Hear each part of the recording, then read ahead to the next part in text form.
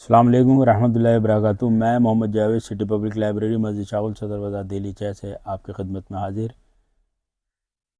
آپ سے ریکویسٹ ہے کہ آپ اس چینل کو، جو سٹی پبلک لائبریری کا چینل ہے، اس کو لائک، سبسکرائب اور شیئر کریں تاکہ زیادہ سے زیادہ لوگ اس سے جڑ سکیں اور زیادہ سے زیادہ لوگ اس سے استفادہ حاصل کر سکیں۔ آج جس مجاہد آزادی کا ہم یہاں ذکر کرنے جا رہے ہیں وہ ہیں جناب آصف علی۔ آئیے شروع کرتے ہیں۔ بسم اللہ الرحمن الرحیم۔ آصف علی نے اپنی 65 سالہ زندگی میں اتنے مختلف اور اہم کردار ادا کیے ہیں کہ اس کا اندازہ لگانا مشکل ہے کہ ان کی کون سی کامیابی اور حصول یابی اہم ترین ہے۔ جوانی سے موت تک آصف علی نے نہ تو موت سے راہ فرار اختیار کی اور نہ ہی انگریزوں کا ڈر ان پر غالب آیا۔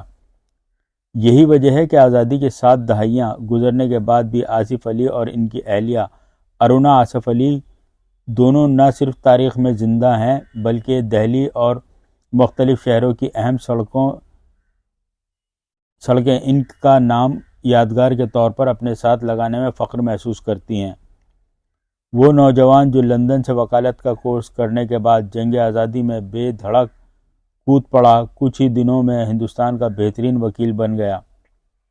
یہ وہ شخص تھا جس کے عدالت میں آنے سے بڑے بڑے جج گھبراتے تھے، لیکن بے قصور آزادی کے متوالوں کے لیے وہ ایک مسیحا تھا جو ان کی آزادی کا پروانہ لیے گھومتا تھا۔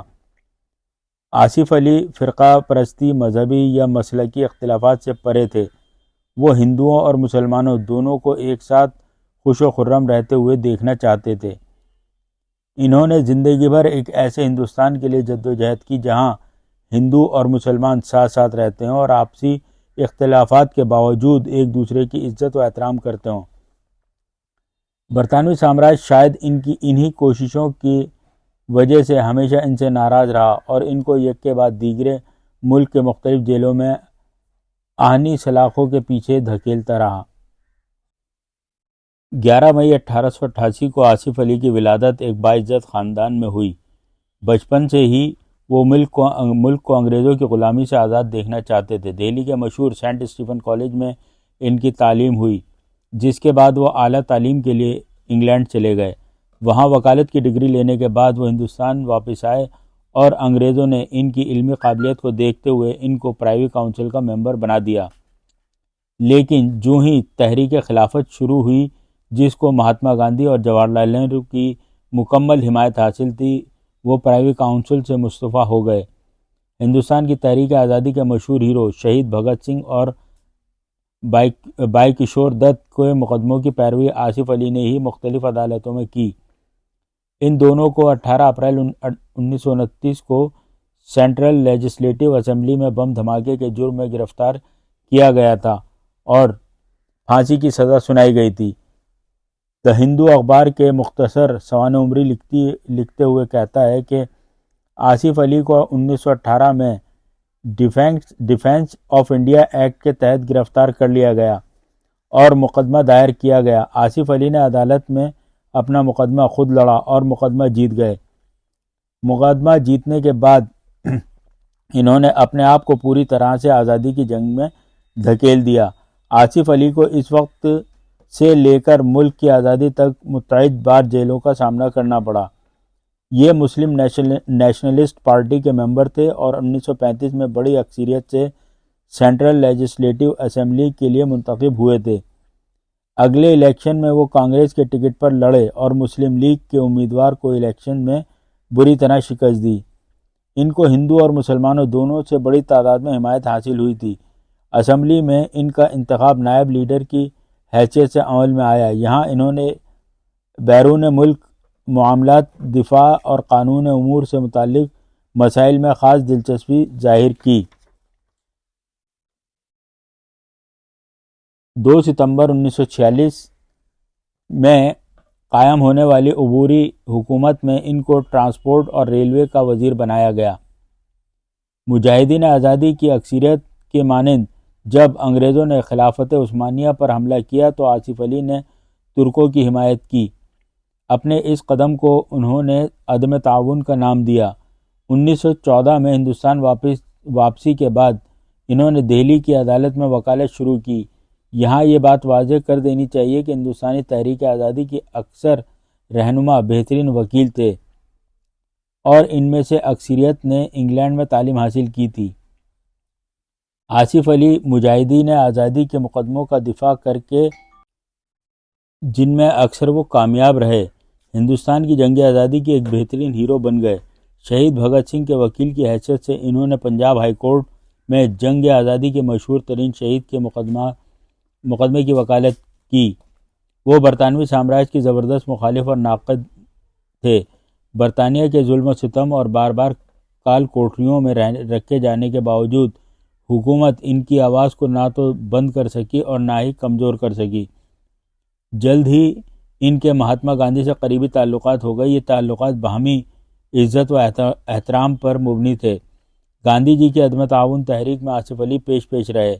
1918 میں ڈیفینس آف انڈیا ایکٹ کے تحت جب ان کو گرفتار کیا گیا تو انہوں نے اپنے مقدمے کی پیروی خود کی اور مقدمہ جیت گئے، لیکن 1921 میں جب ان کو دوبارہ گرفتار کیا گیا اور دوبارہ انہوں نے خود اپنے مقدمے کی پیروی کی تو اس وقت وہ اتنے کامیاب نہیں رہے۔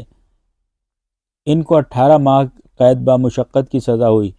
ان کے سوانح نگاروں کا ماننا ہے کہ آصف علی نے تحریک خلافت میں شرکت مہاتما گاندھی کے ایما پر کی تھی۔ تحریک خلافت کی مدد کرنے کا مقصد برطانوی سامراج کو ہندوستان میں کمزور کرنا تھا۔ گاندھی جی کے خیالات اور عدم تعاون پر ان کا ذہن اس قدر واضح تھا کہ انہوں نے ایک اہم مقالہ تعمیری عدم تعاون کنسٹرکٹیو نان کوآپریشن کے عنوان سے شائع کیا۔ یہ مقالہ گاندھی جی کے تصور عدم تعاون کی بہترین انداز میں تشریح کرتا تھا۔ ان کی خدمات کو دیکھتے ہوئے 1927 میں ان کو کانگریس کا جنرل سیکرٹری اور محض 3 سال بعد 1930 میں کانگریس کی مجلس عاملہ کا رکن بنا دیا گیا۔ 1918 سے 1947 تک وہ متعدد بار جیل گئے اور مہینوں بلکہ کبھی کبھی تو سالوں تک جیل میں رہے، لیکن جیلوں کی سختیاں اور صعوبتیں ان کی ہمت اور حوصلہ کو نہیں توڑ سکیں۔ 1934 سے 1946 تک وہ سینٹرل لیجسلیٹو اسمبلی کے ممبر رہے اور اسمبلی میں کانگریس کے چیف سیکرٹری جنرل اور ڈپٹی لیڈر رہے۔ 1945 میں آصف علی کو نیتا جی سبھاش چندر بوس کی انڈین نیشنل آرمی کے ان افسران کا مقدمہ لڑنے کی ذمہ داری سونپی گئی جن پر ملک سے بغاوت کا مقدمہ قائم کیا گیا تھا۔ ارونا آصف علی، ارونا گانگولی سے ان کی شادی پورے ہندوستان میں موضوع گفتگو بن گئی۔ 1928 میں شادی کے وقت ارونا آصف علی سے تقریباً 21 سال چھوٹی تھیں اور شادی کے وقت مسلمان ہو گئی تھیں، جس کو کم ہی لوگ جانتے ہیں۔ ارونا بذات خود آزادی کے مشہور ہیرو تھیں اور ہندوستان چھوڑ تحریک کے وقت انہوں نے تحریک آزادی کو زندہ رکھنے میں اہم ترین کردار ادا کیا تھا۔ آزادی کے بعد آصف علی امریکہ میں ہندوستان کے پہلے سفیر مقرر ہوئے۔ کچھ دنوں وہ اڑیسہ کے گورنر بھی رہے۔ 1 اپریل 1953 میں ان کا انتقال ایران میں ہوا، جہاں وہ ہندوستان کے سفیر کی حیثیت سے تعینات تھے۔ یہ بات حیرت انگیز ہے کہ اس قدر گوناگون صلاحیتوں کے مالک آصف علی کو آزاد ہندوستان کی حکومت میں اس قدر غیر اہم حکومتی مناصب کیوں کر دیا گیا۔ السلام علیکم۔